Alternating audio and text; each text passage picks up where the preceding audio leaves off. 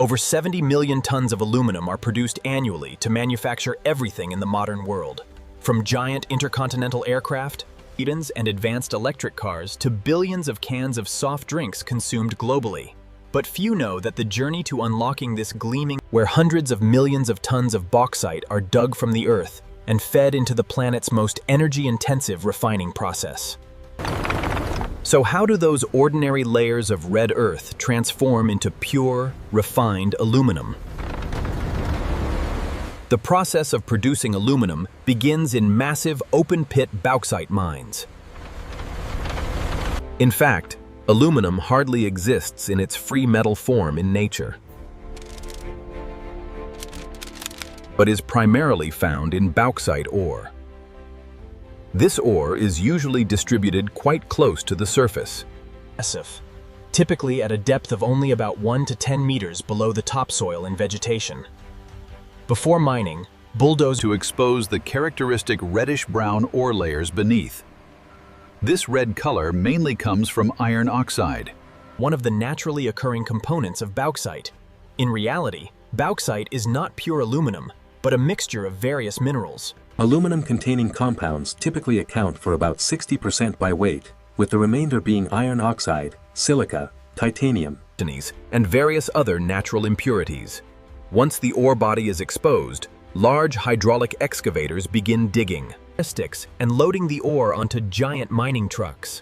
Unlike many other hard metal ores, bauxite is relatively soft, so this allows for faster and more continuous mining. At a large-scale bauxite mine, production can reach tens of thousands of tons of ore per day. Countries like Australia, Guinea, and China are currently leading in production.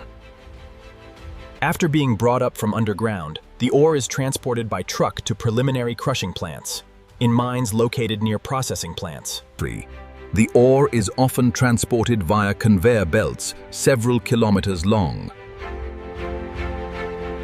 In more distant areas, specialized trains handle the transport of large quantities of ore to processing sites. The train loaded with full ore quickly moves to the receiving area, where the entire unloading process is carried out almost entirely automatically. Using a wagon tipping system and industrial conveyor belts. At this facility alone, the railway networks, in some countries lacking aluminum refining technology, such as Guinea, they typically export bauxite directly, loading it straight into massive containers waiting at the docks, where huge conveyor systems continuously unload streams. From there, the bauxite continues its journey to factories in countries like China. When traveling to the refinery, bauxite ore is dumped onto a central conveyor system. Here, giant machines running on rails receive the material and distribute it throughout the entire storage area. When the plant needs to be resupplied, the recovery head of the machine slowly scrapes layers of ore from the storage pile onto the conveyor belt below. The reddish-brown ore then continues to move along a series of conveyor belts, stretching for kilometers before entering the refining area. However, despite containing aluminum, these red ore deposits are still a long way from becoming metal. Before aluminum can be produced, the aluminum within the ore must be separated from a host of other natural minerals and impurities, and that's the job of a refinery. Upon arriving at the refinery, bauxite ore cannot be transformed into aluminum immediately. First, it must be refined into alumina, a pure white powder that serves as a crucial intermediate raw material. Only then does the alumina undergo a highly energy-intensive electrolysis process to produce the metallic aluminum we use daily. Normally, 4 tons of bauxite are refined into 2 tons of alumina, and then smelted into 1 ton of aluminium. Upon arrival at the plant, bauxite ore is first passed through vibrating. Next, the ore is sprayed with water and pre-washed to remove dust and clay adhering to the surface. After being cleaned, the ore continues to move on conveyor belts to giant crushing tanks filled with steel balls. As the drums rotate continuously, thousands of balls collide, grinding the ore into a fine powder. This powder is then fed into the Bayer process, a refining technology that has been used in the aluminum industry for over a century. Here, the ore powder is mixed with a highly alkaline caustic soda solution and heated to high temperatures. Under these conditions, the valuable aluminum within the ore dissolves into the solution, while impurities such as iron oxide. The aluminum-rich solution is then filtered and cooled to form white aluminum hydroxide crystals.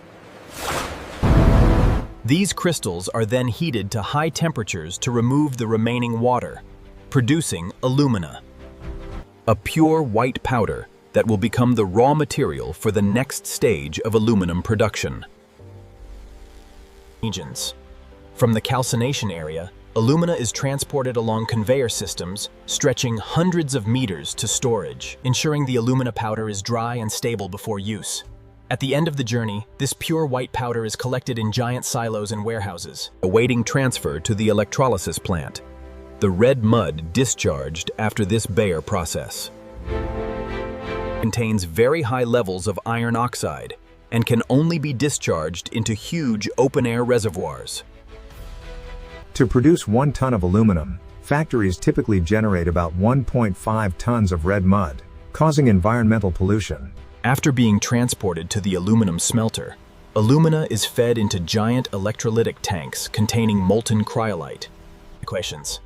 This substance helps lower the processing temperature from over 2,000 degrees Celsius to around 950 degrees Celsius. However, to produce metallic aluminum, oxygen atoms must still be separated from aluminum oxide using extremely high electric currents. This is one of the most energy-intensive stages in the entire metallurgical industry. On average, to produce 1 ton of aluminum, factories consume approximately 13,000 to 15,000 kilowatt-hours of electricity. Inside the electrolytic tanks, alumina essentially exists as aluminum oxide, where aluminum atoms are tightly bonded to oxygen. Extremely high-intensity currents flow through carbon electrodes and begin to break these bonds, separating the aluminum from the oxygen. The oxygen atoms move upwards and react with the carbon electrodes, forming carbon dioxide gas, which escapes. This also means that the carbon electrodes are constantly being consumed and must be replaced periodically throughout the operation. On average, to produce 1 ton of aluminum, factories can emit about 2 tons of carbon dioxide.